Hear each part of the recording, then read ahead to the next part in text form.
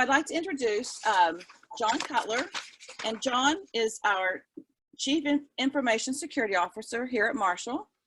He has a BBA emphasis on Business Information Systems from Marshall, and he has an MS emphasis in Technology Management from Marshall.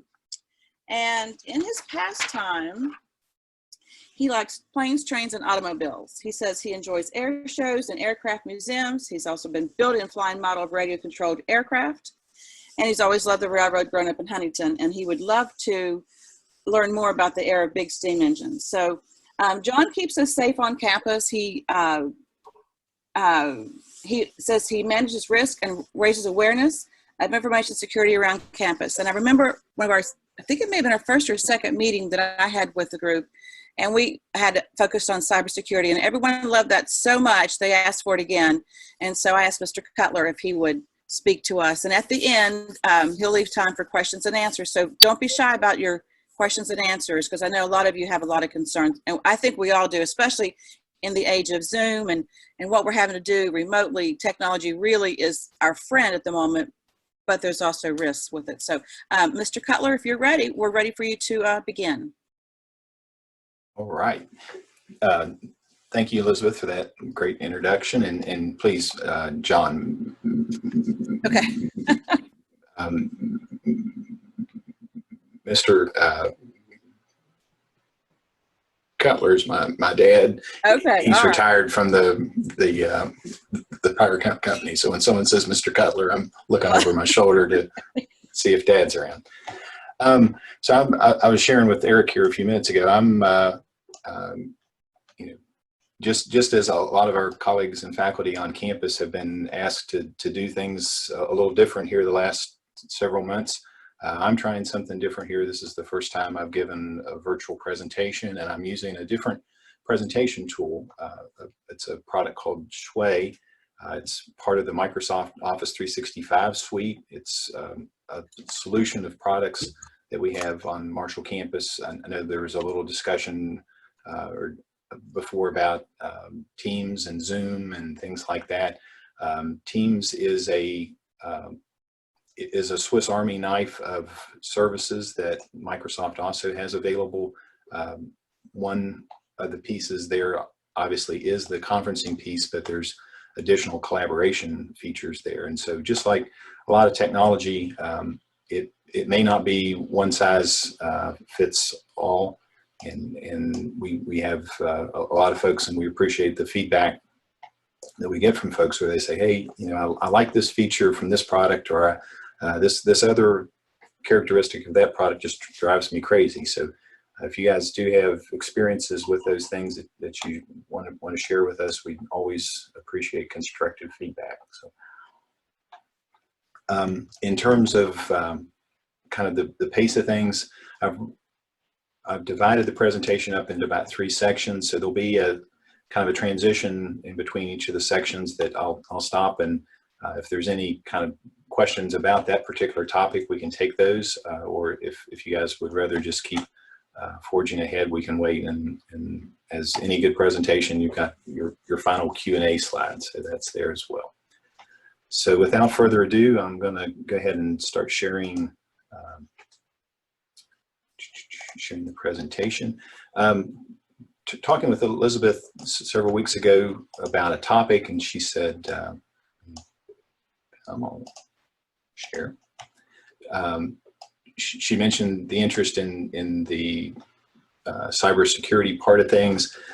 She mentioned, often some of the elements of computer security and hacking and passwords and things like that, just they can be overwhelming, quite frankly. And I know I mentioned, working with my parents, my wife's parents, even other family members, often I'm asked, John, why don't these folks that are hacking go out and get a real job? And the reality is, hacking is their job. They do that as a way to make money. They get paid to hack people. They hack things to be able to get access to financial resources or information resources to sell. And so I think I make a comment about this somewhere along the line in the presentation about, technology is a force multiplier. We think, hey, let's use technology to make us more productive as employees, to make us improve our communication, connectivity. But you know what? Technology also enables bad actors to be more productive, and so it's an arms race to a certain extent of us trying to stay ahead of them. So can kind of skip on past this. Obviously, I'm from Marshall and to the Chief Information Security Officer. My contact information, a little bit of background. I've been at Marshall since '97 in various roles, and it's really been an amazing place to work. Every day you meet somebody new, you get a different appreciation from an academic discipline. I can't think of a better place to work. So accolades there to my colleagues, past and past, present, and future. Been in the security officer role here since 2009, but before that, some time in our systems administration group, some time with our customer service group, and before that, my interest in technology actually started in the graphic arts area. So I started out as a computer typesetter, and that dedicated hardware became overtaken by the microprocessor and computers like the Apple Macintosh, and learning to do things in a digital way there, and that just continued to stoke my curiosity and appetite to learn more, and that started at Marshall to work on my bachelor's degree and continued on from there. So just a little bit of background there. So cybersecurity essentials. You often hear the word cyber. The Oxford Dictionary refers to that as the characteristic culture of computers, information technology, virtual reality. You hear about cyber crime, cyber security, cyber this, cyber that. But basically, we're talking about using computers and technology to enhance or augment a service or a function. From the cybersecurity, how can we use computers, and how can we secure our computers and the information that they have? First, let's talk about what do we mean by security. Often a lot of the information security professionals, folks in the business, if you will talk about a computer security triad. They'll use the acronym CIA, not the spooky three-letter government version of CIA, but this is more of a practical CIA. CIA from confidentiality, I from integrity, and A from availability. And basically most of or all forms of computer hacking or attacks are targeting one or more of these things. If somebody compromises your username and password or hacks your computer, then that's unauthorized access, right? And so we're trying to prevent that. If somebody tampers with the information, if someone goes in and manipulates a bank balance or manipulates a grade, that's a violation of the integrity of that data. And then availability, you've likely heard about something called ransomware.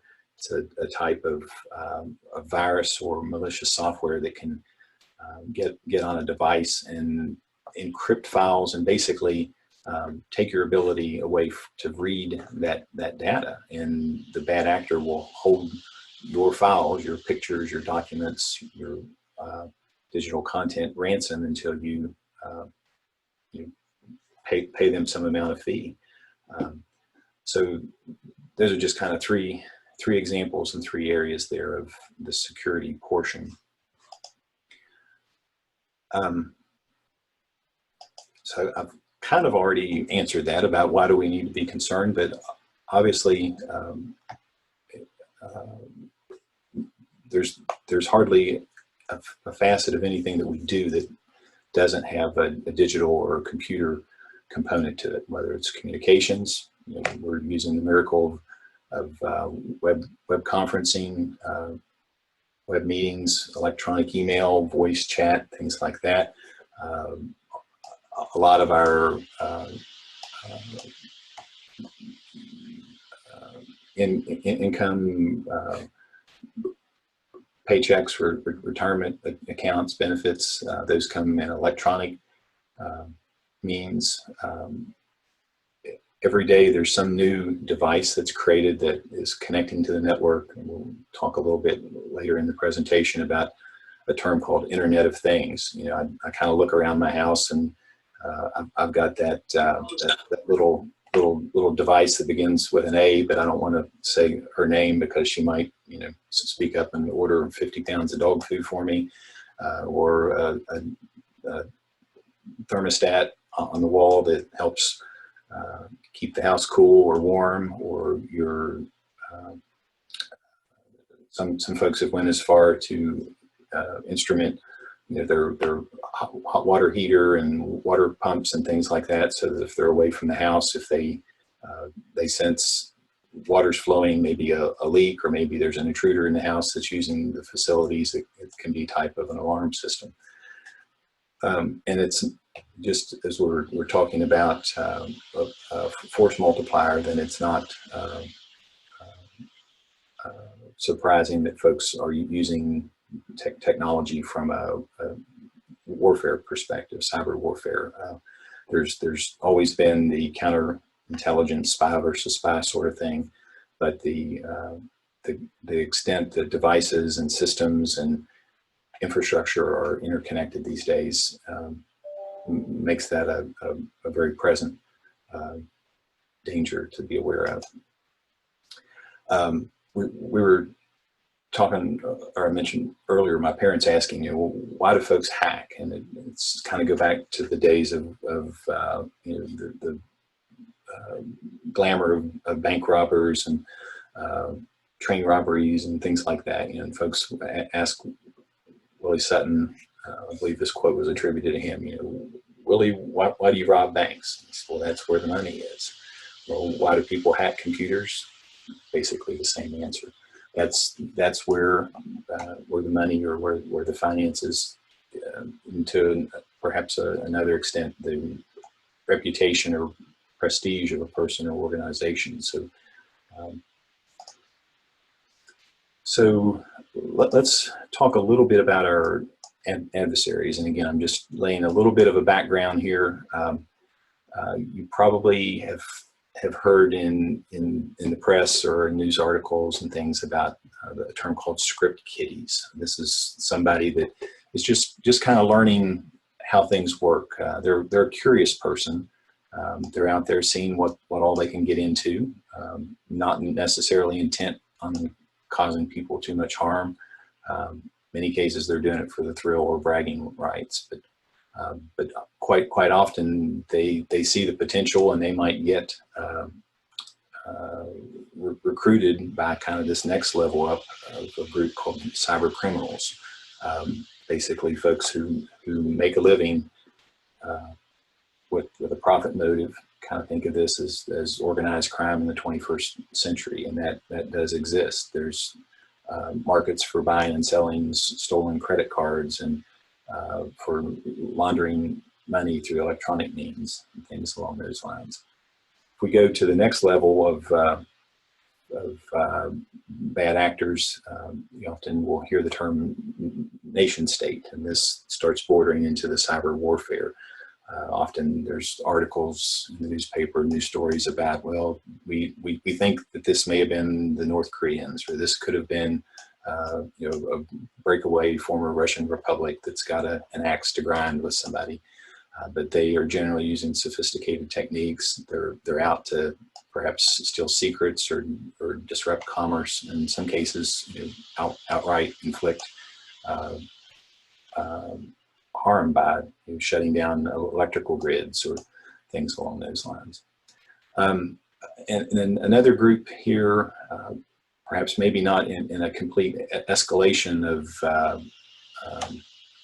threat, but there also is a group of folks that often referred to as hacktivists.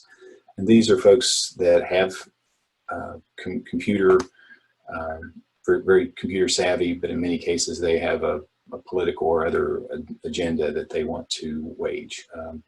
Some cases in higher education, you may hear where a school has announced a grant or something with the Department of Defense, and somebody may have very strong feelings about academia staying away from that sort of influence, and they may do something to inflict a defacement on a website, or do something to kind of get the attention of that organization. Other cases, it's somebody with an axe to grind against a business. They don't like Amazon, or they don't like a particular newspaper, or they don't like a particular corporation. So those folks are not necessarily out there to make money for themselves. They're out there to perhaps take money away, or deny profit, or reduce the business of their target. So now that I've completely talked about all the terrible things that could go on out there, let's put a positive spin. How can we protect ourselves? This may sound like heresy for someone in the technology field to start off and say that technology can't solve the problem. And I think I kind of previewed the statement, but technology is an equal opportunity force multiplier. And so it can help us as good guys, and help us try and stay up, or perhaps maybe get a step ahead of the bad guys. But the thing that will definitely help us is security awareness training, basically to make us smarter human. And maybe smarter is not the right word, maybe a more skeptical, or a more cautious human. And so we'll show some examples here as we go along about what I mean by that. Those of you that have been around campus for a while, you've probably seen some of the cybersecurity awareness campaigns that we've had, and there's often been a common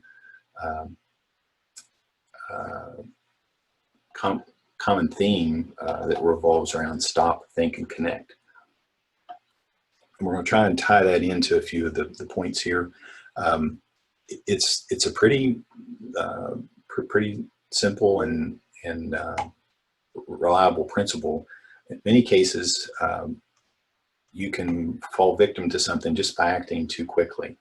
Let's think of that email that arrives in your inbox that says, "Hey, you've got a shipment that's delayed from Amazon. Click here to find out more about that." Well, maybe you did order something from Amazon. Maybe you weren't expecting something from Amazon, and you're curious to find out. But stopping before you get too far down that click is the first step to helping protect yourself. The thinking portion is kind of think through, did I order something from Amazon? And do I have a bank account with Bank of America? I mean, why would I be getting something like that? So again, that's where the skepticism kind of comes in, to apply a little bit of critical thinking, and that will help. And then finally, the connect portion. Connect can be multifaceted. What we often encourage folks to do is to say, look, if you're not sure whether this email is legitimate or not, reach out to a trusted friend or colleague. On campus, we always encourage folks to reach out to the information security team or the IT service desk, even somebody in your own department. The old adage, two heads are better than one. Sometimes having somebody else with a perspective to say, I think I agree with you. That doesn't look right. So let's not click on that. Or let's see if there's a different approach. The Stop, Think, Connect is also part of an ongoing national security awareness campaign. That October is Cybersecurity Awareness Month, and so you often see things in the press and online and that sort. So the first step in protection of our digital assets is, let's protect our online identity.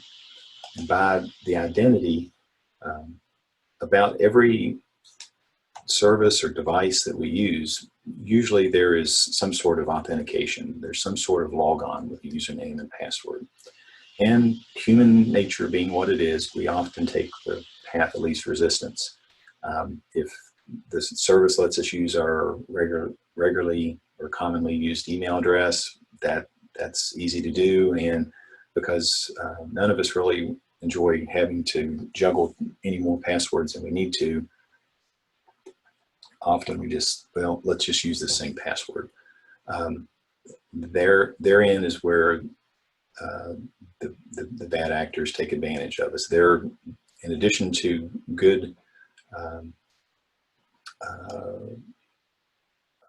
good students of technology, they're also good students of human nature, and so they understand that, and they're going to try and exploit that.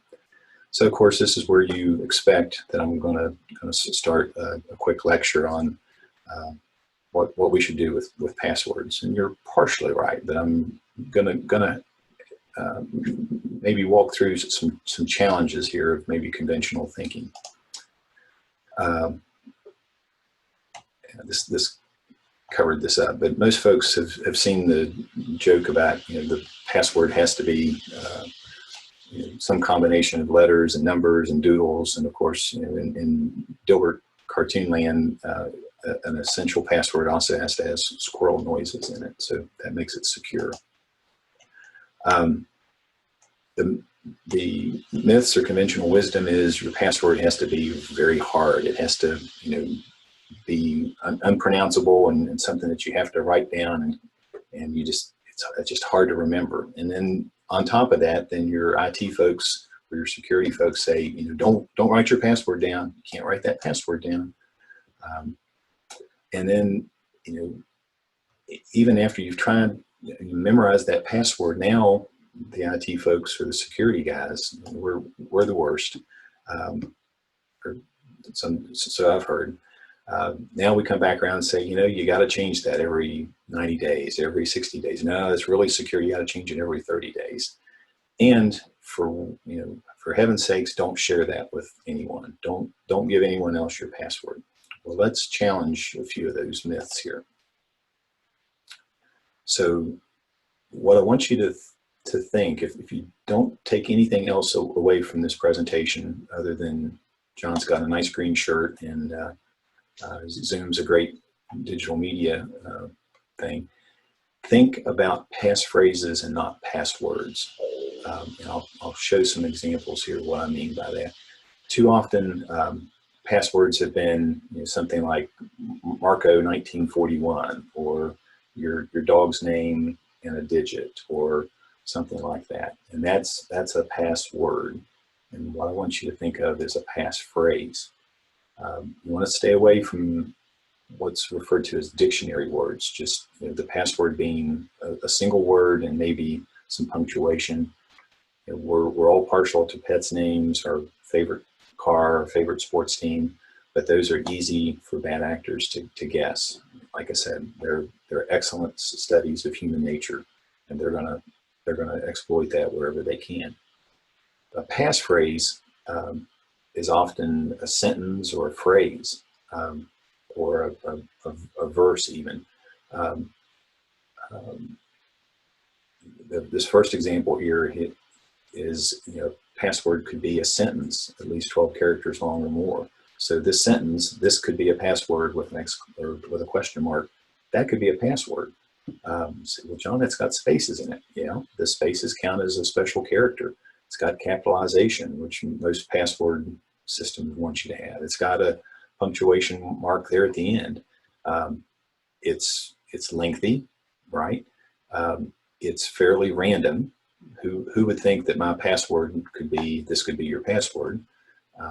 So that's, don't use that password, but use that as inspiration for perhaps something that you could use for your password. Another strategy is to use initial letters of a verse or a piece of scripture, song lyric, something, or a historical statement. So at first glance, this string of characters here looks like one of those bad old passwords that the computer generated for you. But if you understand that it's the first initials of a phrase, and that phrase is, "We have nothing to fear but fear itself," 1933, I think that was the date when Roosevelt had made that statement. Now that becomes meaningful to you. Somebody that oversees that might happen to see you type that. They would have no context of what that is, but that particular phrase may mean something very meaningful to you.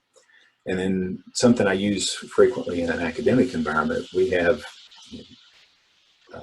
amazing folks in music and science and foreign languages take a concept from that discipline and convert that to an alphanumeric string.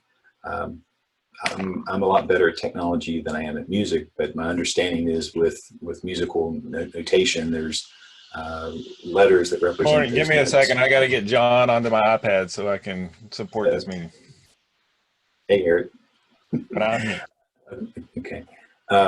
So you could perhaps take a favorite piece of music you're familiar with and take the letter sequence there to create a password, or from a scientific perspective, a chemistry formula. One of my colleagues in IT, Edward Eric-Tingy, he's blessed with the ability or the background of speaking a number of foreign languages. And one of the strategies he uses is to take a phrase, an idiom, something like that that's not perhaps common to the West or to the United States or the English language, and putting that in a alphanumeric context. So if you speak French, or if you speak Arabic or Russian or another language, you could take perhaps a phrase there and create a password out of it. You don't want it to be too obvious, right? If you're a distinguished scholar of a certain topic, then you don't want that to be something that makes up the password. But I think I don't want to belabor the point too long, but you get a sense of, you can be a lot more creative if you kind of throw off those boundaries of, well, it's got to be a word and I got to throw some punctuation in there. So here's the hard part. The best practices, all the IT and security experts will say, you really want to use a different password for every site. Oh my gosh, John, you realize how many different websites I have and how many different passwords. And I can imagine, I've got in excess of about 600 different passwords that I have, some of it work related, some of it personal. But here's why this is important, and I hope this will come up. There's a website out here. This is a site that's run by a security researcher. It's a good guy site called haveibeenpwned.com.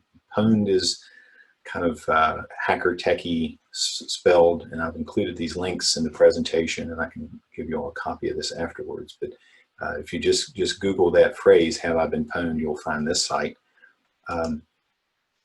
And let me see here if I can just confirming it. Are you all seeing that I've changed from the presentation to the Have I Been Pwned website? Just a quick head nod or thumbs up from, okay, good deal. So the way this site works is you can enter an email address, and I'm going to enter my Marshall University email address, cutler1@marshall.edu, and I'm going to have it query its database. And the database is a collection of hundreds of different websites and corporate websites that have been compromised over the last several years. I'm going to find out if my email address has been a part of any of those compromises. Oh no, I've been pwned. That's disturbing. That's worrisome. Where? Well, my email address was part of a breach that was part of this company called Adapt. A pretty widespread, one of the bigger breaches in years past is Adobe had a problem. 153 million Adobe accounts were breached. Wow, that's a problem. And included their username, email, and encrypted password and password hint in plain text. All right, I'm going to come back to that point. But as we go through here, John, your account's been part of a lot of LinkedIn. This is a professional network site. What? So the point here is Marshall University can do everything right, try and do everything right to protect your email account, to protect your password. But human nature being what it is, in this case, human nature being what it is with me, if I had used my same Marshall password at Adobe, and Adobe, through no fault of Marshall, has a compromise, the bad actors have that same password, and their tactic is to go back to either the organization that issued the email account and see if they can get anywhere with that password, or go to common online services. You mentioned Amazon and Facebook and Netflix, banks, things like that.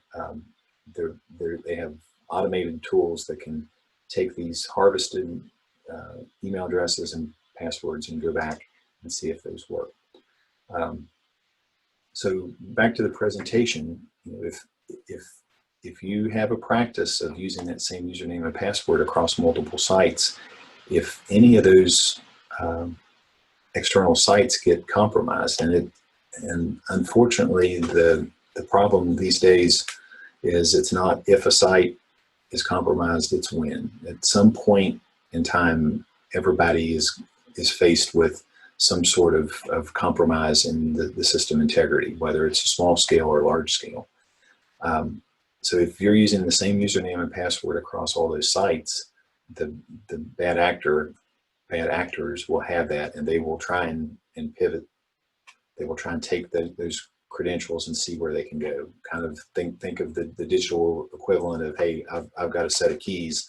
Let me see where this fits, what locks this fits.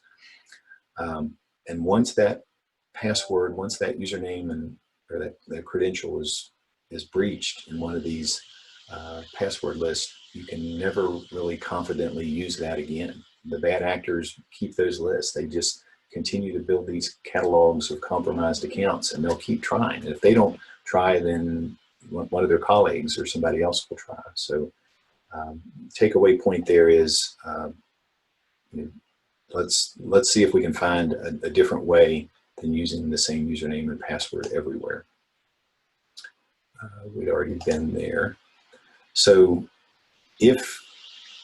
and one of the assignments I'm going to give to you, or one of the action items, is please go out to this Have I Been Pwned site, and please test all of your various email addresses. If you have a Marshall address, if you have an AOL address, a Google address, see if those addresses have been part of any breaches in the past. You may be surprised what you find out there.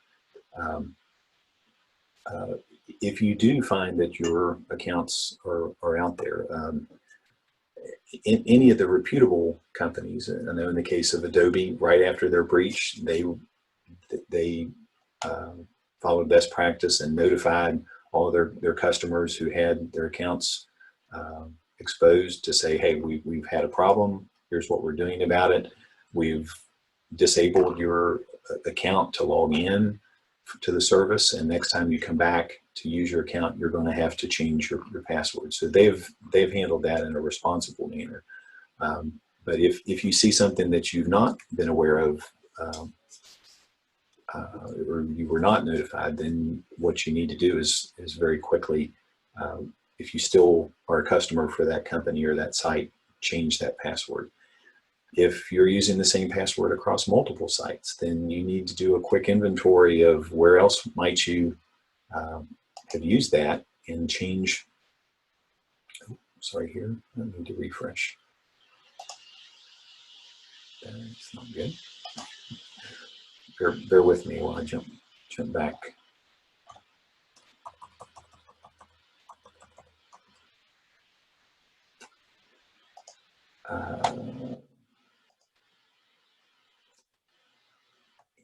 I'll just make a quick comment here, but if you are using a number of these services, Google, Facebook, most banks now, and at Marshall University, we rolled a new service out called two-factor authentication. It's something that helps strengthen your logons.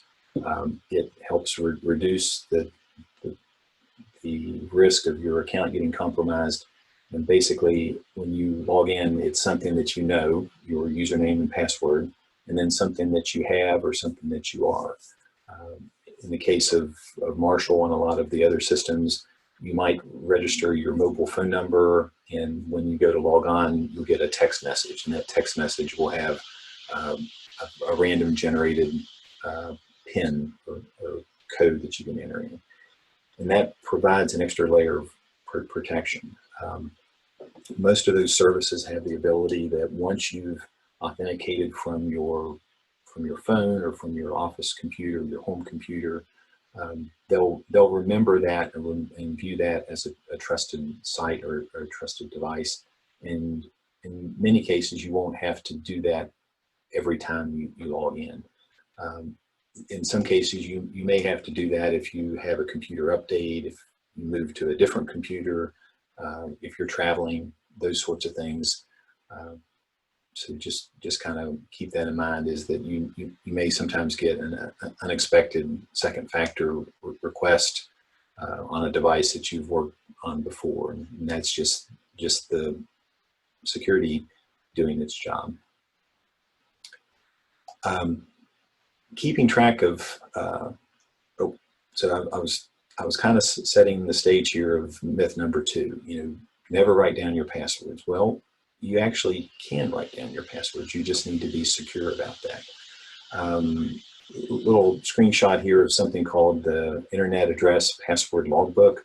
You can find this in most bookstores, online booksellers. It effectively is like an address book. It's an address book for your usernames and passwords and websites. So just like an address book might have, person's name and mailing address and phone number, you can put the website name for a bank or for social media, put the log name or username and the password. There's plenty of room there that if you change that in the future, you can strike through an old password and put a new password. So the thing just to keep in mind here is you're more likely, your account is more likely at risk of a bad actor out on the internet trying to hack you, or taking the credentials from another site that they've compromised and try and use that, than your coworker or family member getting access to your book. Keep in mind you may have nosy coworkers, or you may have a nosy partner or spouse. So do take care with your password book. Maybe treat it like a journal or something like that you put away when it's not in use. But what if you've got multiple devices? That password book is at home, and now I'm over at a colleague's house. I'm out of town for a week. I got a new connection, and I'm trying to get in. How do I log on with other devices? Well, another strategy is to use something called a password manager. And think of this as just an electronic password logbook. There's a number of different companies that make these products. I'm a fan of a product called LastPass, but there are others out there. If you have an Apple PC and an Apple phone and an Apple tablet, or if you're very much embraced the Apple ecosystem, they have a key vault or key storage as part of their service there that lets you share those passwords among your devices. Android on the Google side does a similar thing, but the number one thing to keep in mind there is if you do explore using an electronic password manager, in this case, you absolutely need to pick a very strong password, a very unique password. Think back to those examples of a very lengthy sentence or phrase, because that password becomes your key to the kingdom, the key to your vault. In most cases, the password management software will just about not let you use it unless if you do two-factor authentication. So they will couple that with a text message to verify that it's you trying to get into your vault. Just a couple screenshots here of what this looks like from a LastPass perspective. It basically is a catalog of all your different sites. It encrypts it in a database on your computer and then backs that encrypted database up to the LastPass cloud service. And the way the encryption is that LastPass has no way of decrypting that. If you're concerned from a privacy perspective, they've been very transparent and very, I think a number of third-party folks have audited them to affirm that they do a very good job of protecting your information, that only your device and your password can unlock your password store. They have a desktop version of the app that you would use on your PC or Mac. They also have a mobile version, which my screenshot didn't come through too well, but to give you quick access to that on your mobile phone or your tablet. I won't belabor the feature list, but basically their free version has a lot of great features in it. They do have paid subscriptions. One of the things that if you do try this out, and with it being free, there's no cost to try that. But they do offer a family subscription, so I think that's around $4 a month, and you can have up to 6 people. So that's something that husband and wife, parents and children. In my case, I'm the child, and I can help my parents with a password manager shared subscription. And each of us can have our own secure storage of passwords. And then certain things like, say, our Amazon Prime subscription or something like that, we can share that. And just a reminder, you don't want to ever forget your password to your vault. And you likely want to have an arrangement with somebody that you trust to serve as a backup if, for whatever reason, if you have a medical emergency and the other family member needs to get into that, they don't want to be trying to guess what the password is to get into your vault. So myth 3, don't change your password unless if it's been compromised. Well, let's challenge that. That guidance came out many years ago through a government organization called NIST, National Institute of Standards. And in the past year or two, they have come back and said, we actually got that wrong. Forcing folks to change their passwords regularly is counterproductive, and you're better off to have passphrases. We talked about that. Using two-factor authentication, we talked about that. And keep that password consistent, and unless if you have reason to believe that a bad actor has compromised that, then change it, and only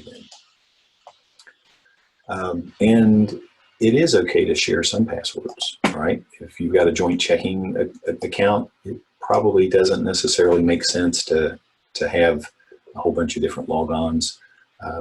Having separate accounts is important in a business environment where you need the accountability to say, okay, John went in here and did this, and Eric went in here and did that.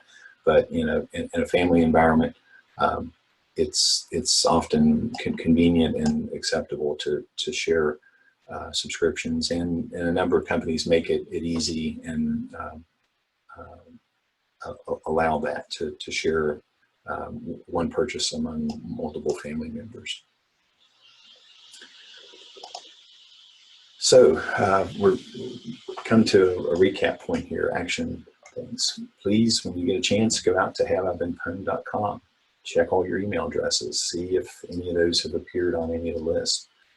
They do have a free service that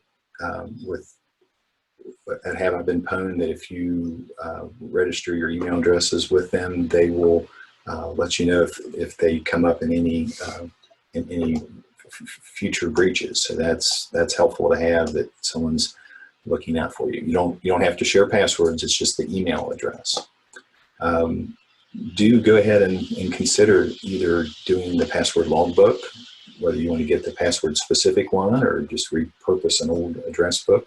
Very, very handy. Or if you want to explore the password manager service like LastPass or something along those lines, do give that a try. I think you'll find it a way to bring some sanity into keeping track of all sorts of different services. Do just a quick pause here. Any questions about what we've covered so far, or want to just keep forging along and cover them at the end?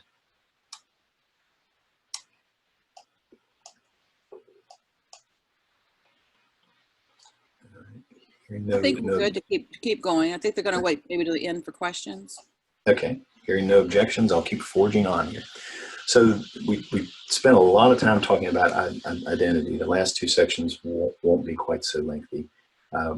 Obviously, the next piece is the devices that we use those identities on. So these are our PCs, our laptops, our phones. We need, just like any technology device, it's going to involve some care and feeding. Some maintenance. We have maintenance on our car, we have maintenance on our home mechanical systems, and occasionally those PCs and phones and tablets need to have updates. So just be aware, many cases there's several different layers of updates. A PC will have hardware updates. You'll hear or you'll see if you have a major brand, in many cases they'll have a little application on it that will periodically pop up and say, hey, there's a firmware update that HP or Dell or Apple's made available, or a BIOS update or a driver update. Those are kind of key pieces to help keep that computer operating smoothly. In many cases, there's a security implication there that they have discovered and or had a report of a vulnerability, and this update will help fix that. You do want to verify that those updates are coming from a trusted source, and so that kind of comes back to the stop, think, connect. Be familiar with how that update looks like on your particular device, and it kind of that's a more advanced topic because of how Dell does it is a little bit different than how HP does it and how Apple does it. But, do think about that, and if it's overwhelming, and it can be, reach out to develop a good relationship with the vendor where you purchase the hardware, or cultivate the relationship with a tech-savvy colleague or family member. I kind of kid with my family. I work for brownies and beer. So when mom calls and she's got a problem, that's kind of my going rate on things. The software on the devices. So whether you're talking about Microsoft Office or whether you do genealogy software, personal finance, in many cases, those packages have updates. And in the past, many years ago, updates were just a way to get new features, new functions.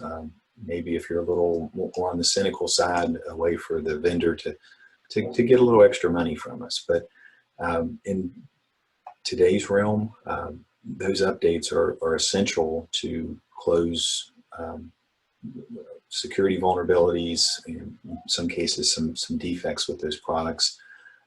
In most cases, most of those major products will with your license give you those updates automatically. You don't have to pay anything extra for that. If you're in a Microsoft Windows environment, be aware that there's something magical about the second Tuesday of each month. That's when they release their security updates. You hear folks on the technology side talk about Patch Tuesday. Anything new generally is announced in that time frame. If you're running a newer computer that's running Windows 10, a lot of those will automatically download and apply after hours in the evening. And the goal there is to try and minimize any disruption to your workday or your normal usage of that. Apple tends to do theirs perhaps less regularly, but when they do, it tends to be towards the end of the month. Your web browsers, your Adobe products, things like that, those will also have updates. So just be familiar with what those what that update process looks like. Again, we could just about do a class on updates for each one of those. So I'm just touching on this at a very high level. Antivirus. If you're on a Windows computer, you just about have to have antivirus. And if you're on a recent Windows computer, in many cases, Microsoft has provided a very good product in it called Microsoft Defender, or previously was Microsoft Security Essentials. There still are major security vendors out there like McAfee and Norton or Symantec, Trend Micro. If you have good experience with those in the past and you see no reason to sever that relationship, that's fine. But if you're running, a new Windows 10 machine, in many cases, what comes from Microsoft is going to be pretty good for you. Mac OS is a little different. They're a smaller part of the market and not as large of a target, but there still are some exploits on the Mac side, and generally Apple does a pretty good job of helping you keep that operating system secure. But do check periodically that your security software is getting updates, or in the case of Apple, just your operating system is getting updates. So beyond our traditional computers, now many of us are carrying a computer in our pocket or in our purse with our phone. Some of this is pretty standard, and I think most of the modern versions of Apple iOS and Android, it's hard to not have a password on those, but they're continuing to strengthen the security of that. Excuse me, with what's called biometric authentication. The something that you are, or your fingerprint or your face ID, to help keep somebody who might steal that device, or if it's lost, to try and access that. You don't want them to get into that. In the past, you might be able to put just a basic 4-digit PIN code to access that. You can actually put more digits in there, and the more digits, the better. It's harder for someone to guess. Obviously, you don't want to do 1, 2, 3, 4 or 4, 3, 2, 1, things like that. Use a longer, stronger series of digits.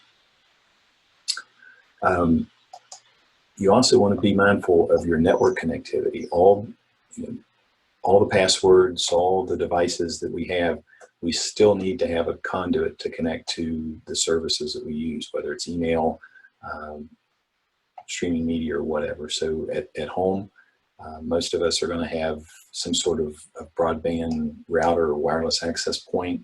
If you bought that yourself, if you've bought a Linksys router or an Apple Extreme airport or something like that, often those will have periodic updates. So be familiar with how to check on that device and see if there's an update that's needed. If you have a router or wireless access from your internet provider, in many cases they will take care of those updates for you. That hardware is often proprietary to their business, and they'll take care of that for you. As we travel, the temptation is we always want to be connected, and if we don't have a device that has mobile wireless, if we don't have wireless data from AT&T or Verizon or whatever, we might be looking for a free wireless hotspot. Please avoid that wherever possible. The problem with that is that if it's free and public and doesn't have any sort of authentication, then any of the traffic that's going back and forth between your device and that access point is subject to inspection or capture by a curious or a bad actor. If that includes your authentication into a banking site or email, they can get access to that. Most mobile devices with a data plan have the ability to turn that device into what's called a mobile hotspot, or if you've heard the term MiFi. So it would be good to check with your mobile carrier to see if you have that option. And if that's the case, say if you've got data on your iPhone, but you just have a regular Wi-Fi tablet or laptop, you can turn on that hotspot feature off of your phone, use the internet through your phone, and that is a much more secure method. And this is a little bit more advanced, but you may hear folks talk about using a VPN service. I know from an employee perspective on campus, we have that. There are commercial services at fairly low cost, and if you travel a lot, and if you need to use untrusted wireless, a VPN subscription is something that definitely is something you want to investigate. So quick action here. Just be aware, computers are marvelous things, but they still need some maintenance and care and feeding. So be aware of your particular brand and what that looks like when it needs an update. Mobile phones, laptops, and so forth. In addition to updates, you also have a risk of the physical security of that. They're more likely to be dropped or fall out of your pocket or something like that. And so you have to think about not only the content that is on those, but now if we've set up two-factor authentication or other sorts of second factor,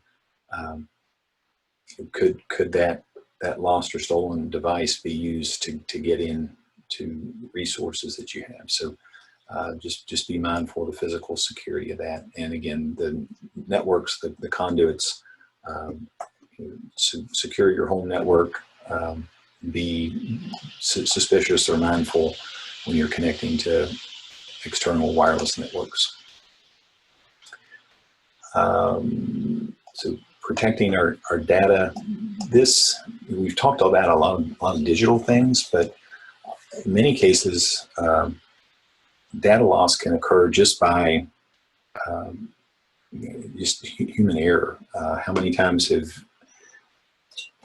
I won't admit to how many times that I might have started on something and spent a lot of time creating something and forgotten to save it. And then if there's a hiccup on the computer, I may have lost that. So save early and save often is something to kind of hard lesson to learn, but it's important. And in many cases, once you've saved something, once you've initially saved that file, your application will continue to do autosaves in the background.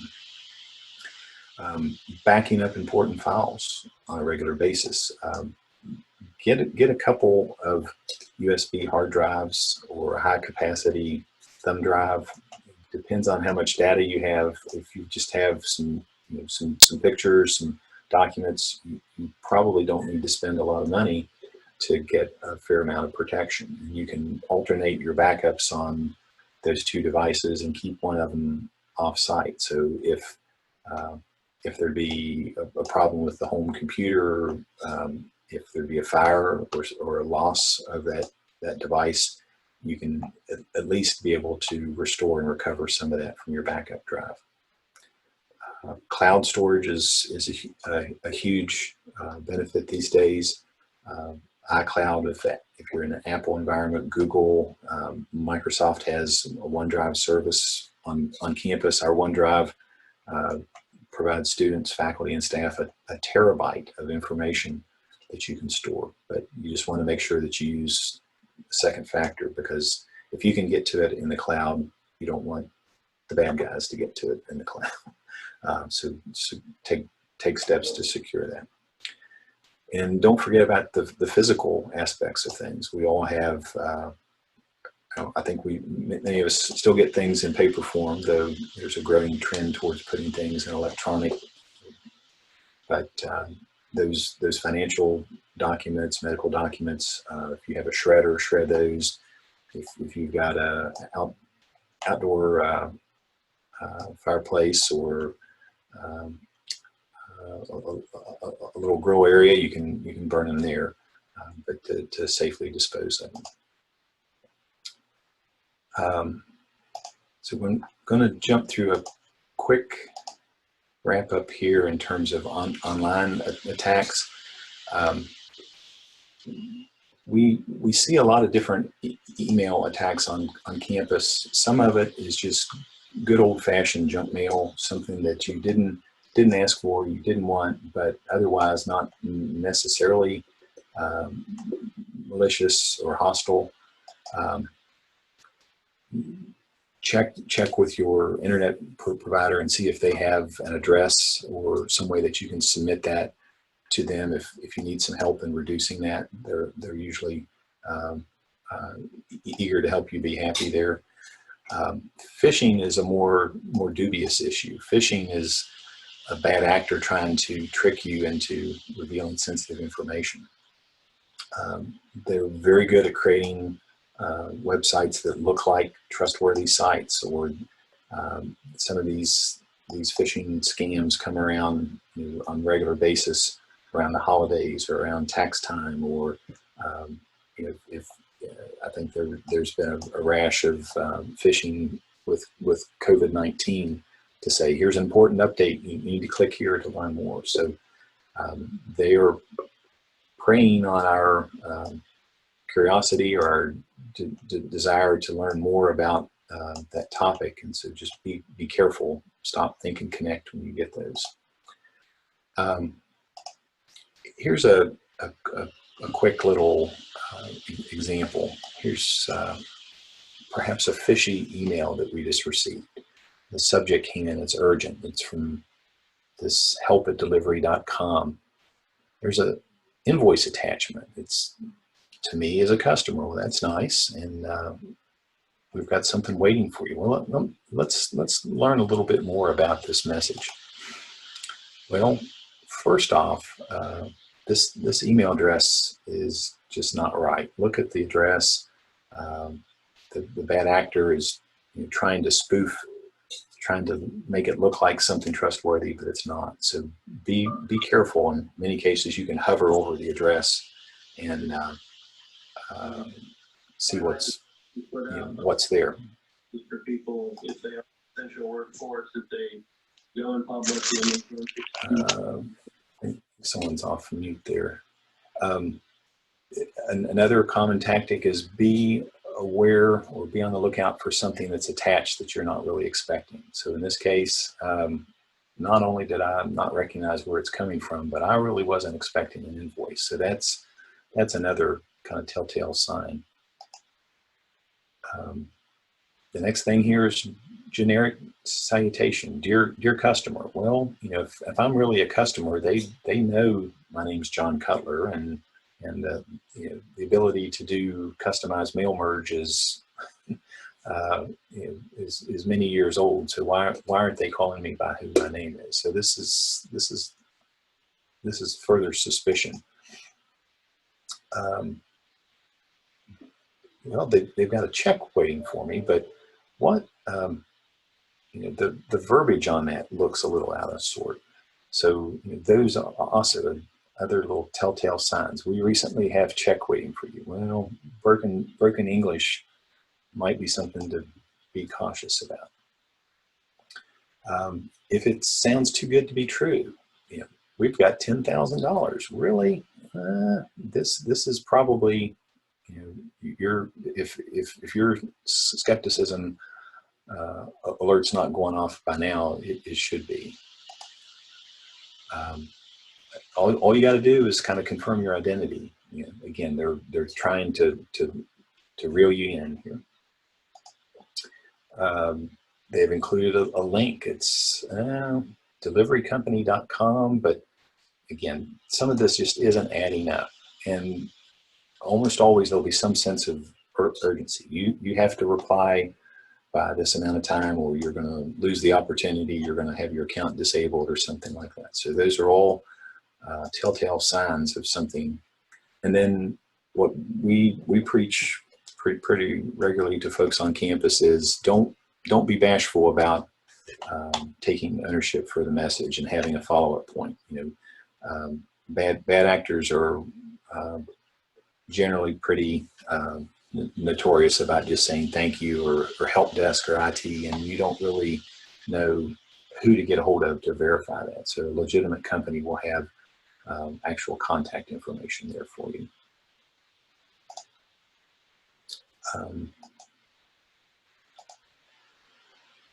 They also will play games with the URLs that they're trying to send you to. In this example, the company name is Campus Clarity, campusclarity.com. So, but they may send you a link to say campusclarity.com.tool-and-resources. Well, that's kind of suspicious there. Or they just do a typo in the domain name. So they're trying to get you somewhere that really isn't where you expect. So the correct URL, you have to pay attention and watch when you receive those. Here's something that's a little more generic. There's nothing to click on, but again, is this legitimate or is this fishy? It's definitely fishy because it's time sensitive. They're wanting information that they probably already have. So you'd be well advised to just ignore this or report that. Here's one that's a little bit more devious. I know my friend Jane has an account with Google, but I didn't expect to receive an email from her, and she's wanting me to click on something, but really, wait, it didn't. There we go. So in the real world, if Jane was going to send me something, she would probably, I would know that, or I could follow up with Jane and say, hey, are you really trying to send me a document, and just verify that. So that's a good best practice.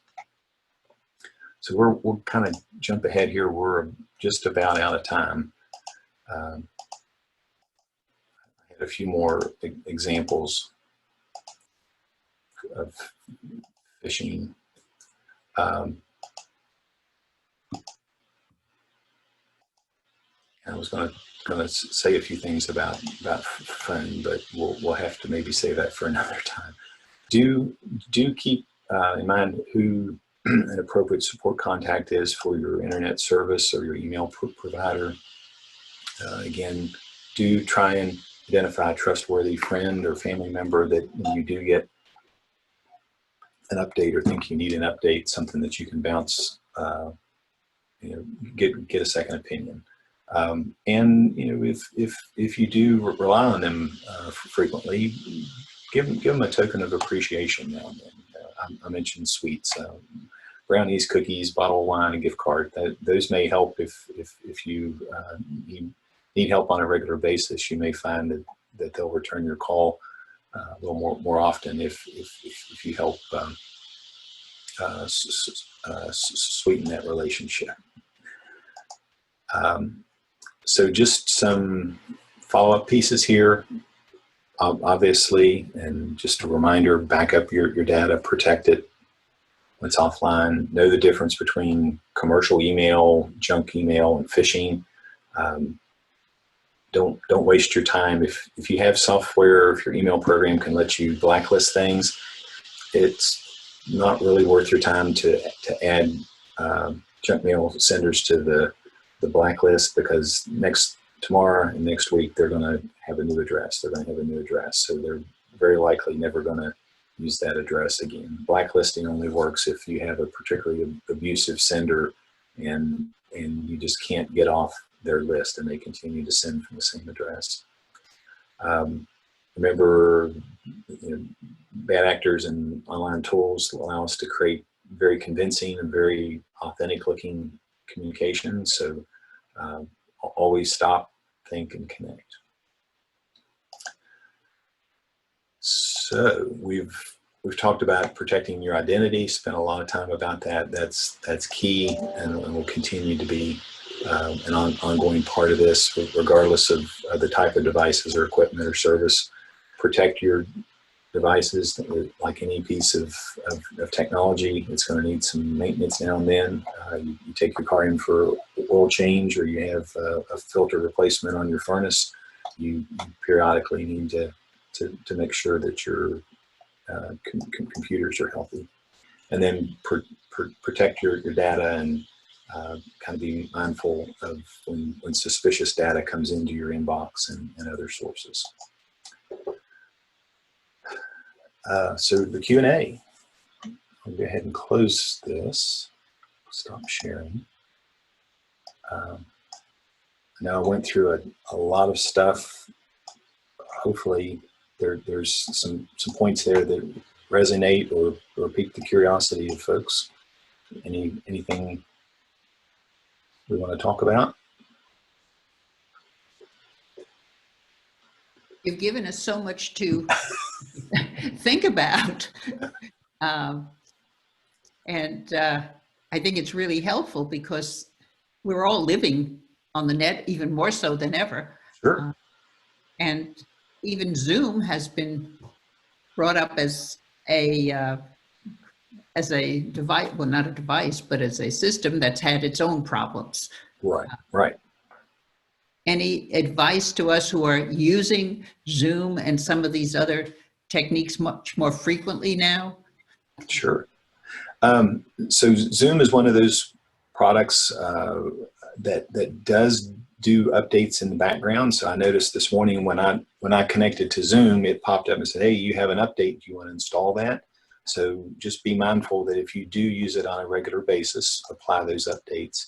A number of the security issues that you've heard in the media about Zoom involve having a participant in a Zoom meeting that you didn't really expect to be there, right?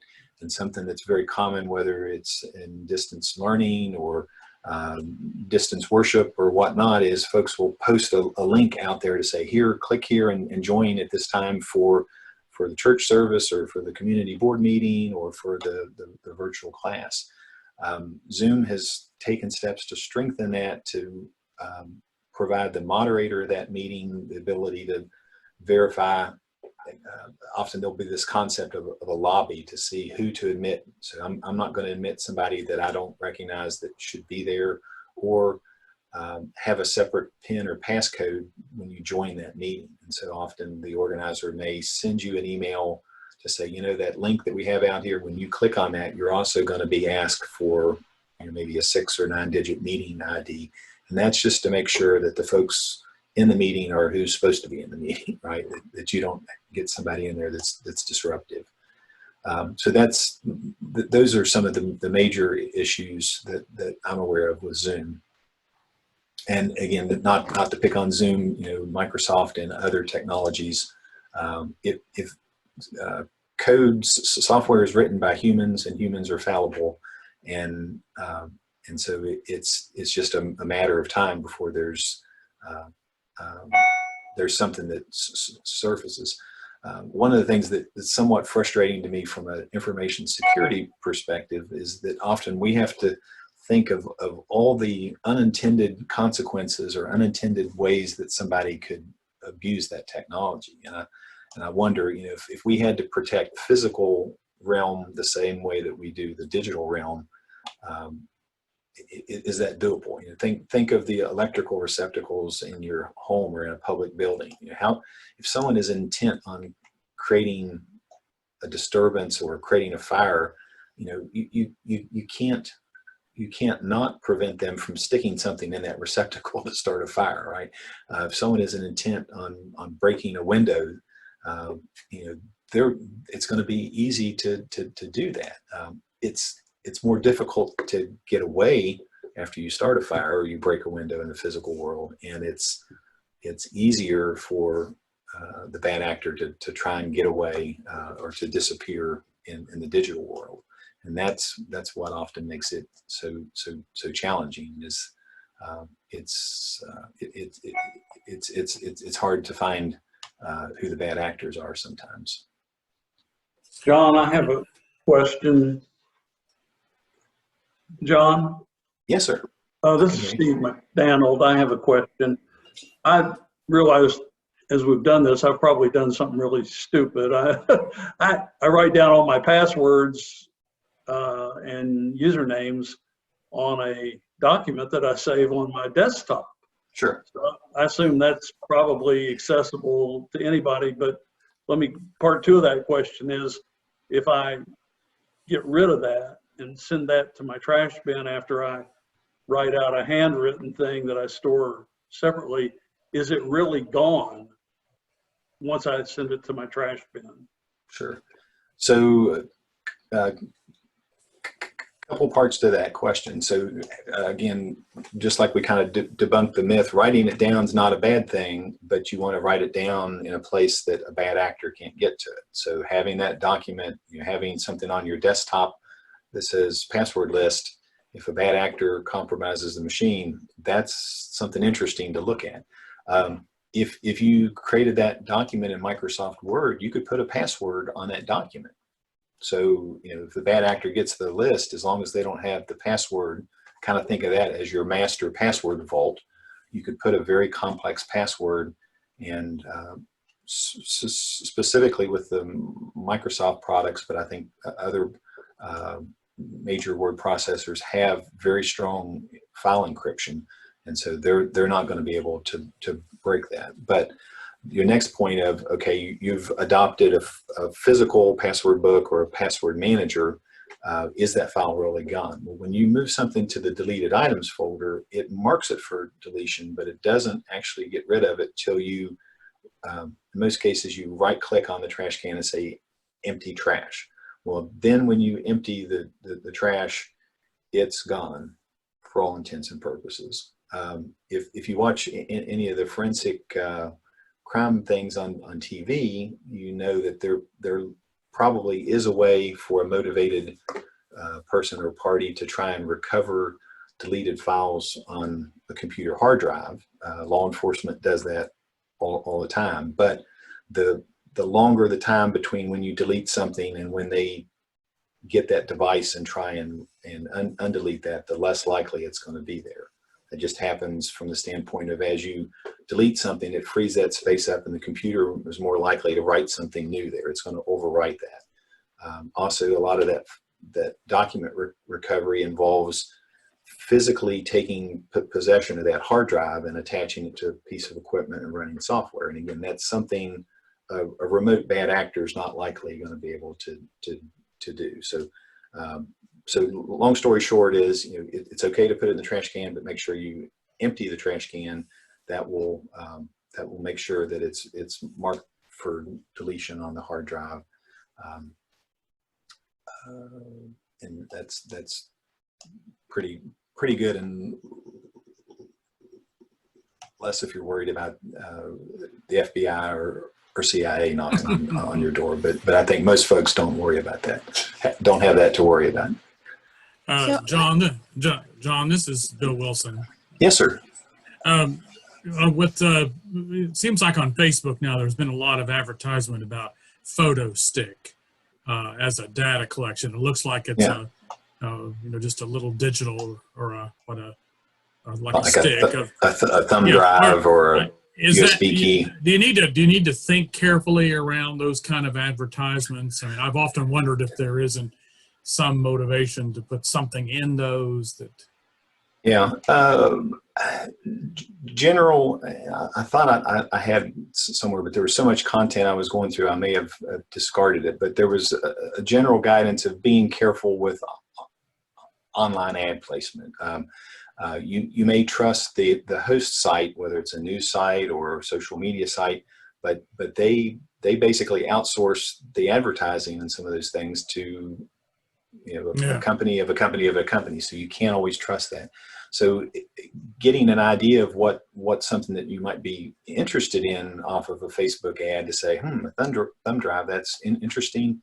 You're probably safer than to open up a browser and go to Amazon.com or go to BestBuy.com or Walmart or whatnot, and then do your shopping there to say, okay, I can look for the brand name, or I may see what that brand name may not be a good reputation. Just look at the product reviews of what other folks are saying of I like this brand or that brand. That's helpful. Yeah, and thumb drives in general, it's amazing the capacity of those these days. So, and they're quicker than the old style, USB hard drives in many cases. But the risk there is they're so small. You can put a lot of stuff on it. So just be mindful there. If it's something that you can put on a keychain, if there's something that you can put something on it so it doesn't walk off or doesn't fall out of your coat pocket or something like that, because the risk there is its portability. Yeah, thank you. You're welcome. I have a question. Yes, ma'am. So this was a 3 months ago. My husband and I both had our MasterCards hacked the same day, separate accounts.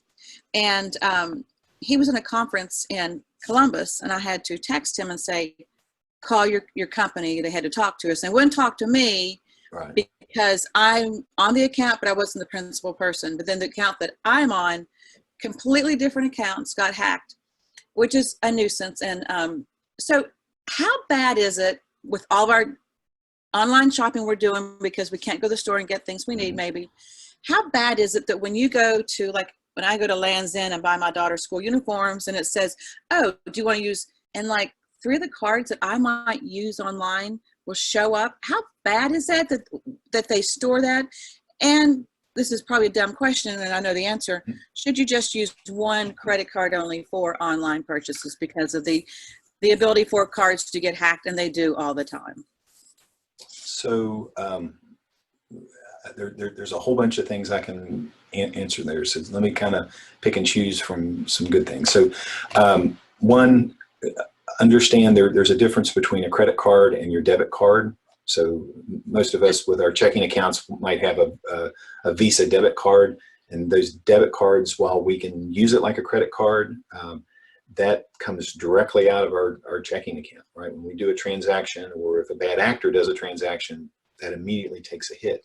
And our ability to recover from that transaction is different than if that's on a credit card. If it's a credit card and it's fraudulent, we can dispute that, and then it's against the credit card company and the vendor to try and sort that out. So keep that in mind. Do use a credit card for online purchases versus using a debit card.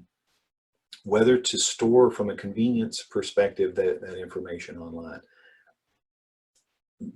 My practice is if it's a vendor that I use on a regular basis and it's a reputable vendor, an Amazon or something like that, I'm more inclined to do that. But if it's somebody that you only do a purchase once a year, or it's a one-time thing, or you're doing shopping and you find this reseller, perhaps think of it if there's an alternative way of doing that. I use PayPal for a lot of those sorts of transactions, and I can link PayPal to my credit card or my checking account. But PayPal, I trust them, but I may not trust that website out in the Midwest that has cut rate radio control plane supplies, right? I want the supplies, but it's probably a guy that's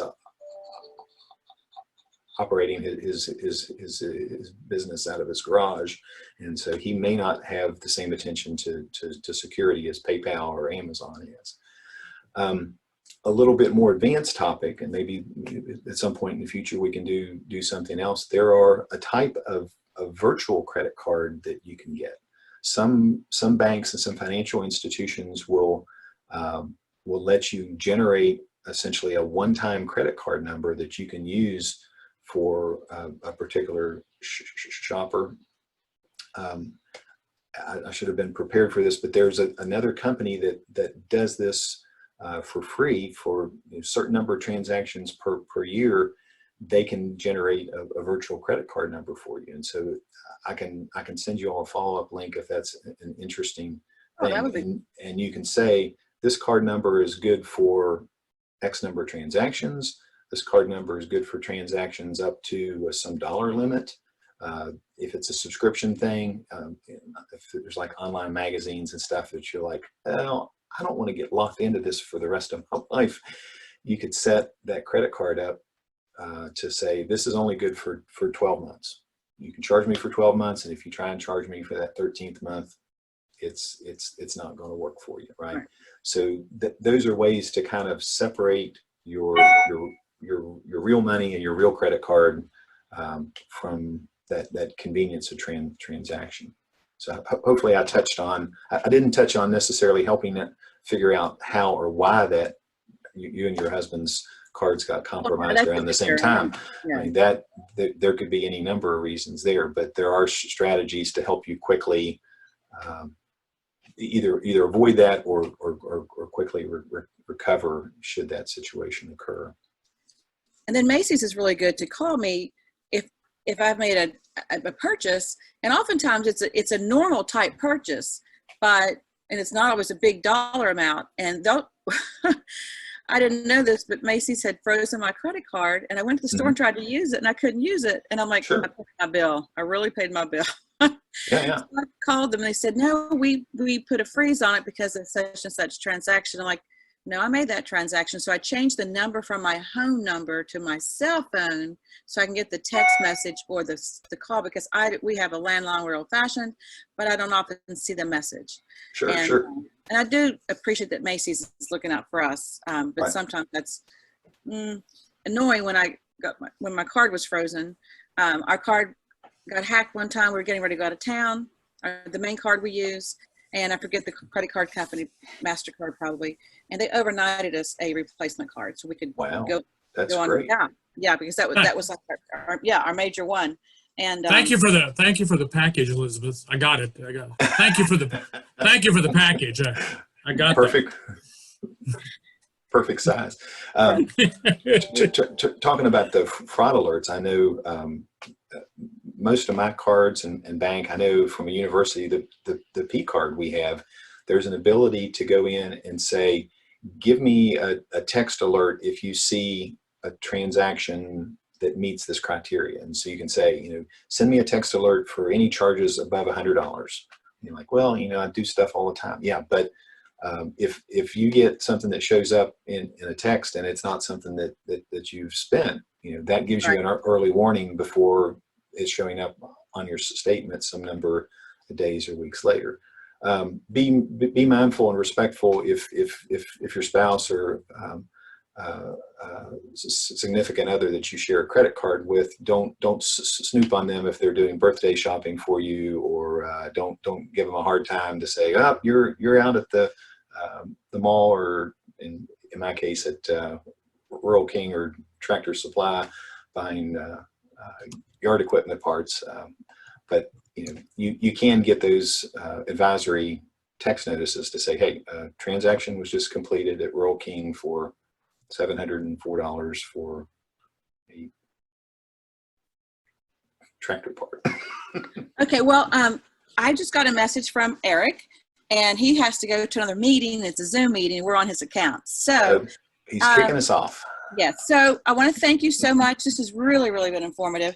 And to our members who are listening, if you have any questions, email them to me, and I'll get them to John, and we'll get an answer for you, because I know we have probably lots of questions. It's just hard to do cybersecurity in an hour and a half, because there's It just is. so much. And to me, it seems like it changes daily. The things you have to be careful about, and the things that we're learning about, things that we're learning to use to our benefit, things that we need to stay away from, what have you.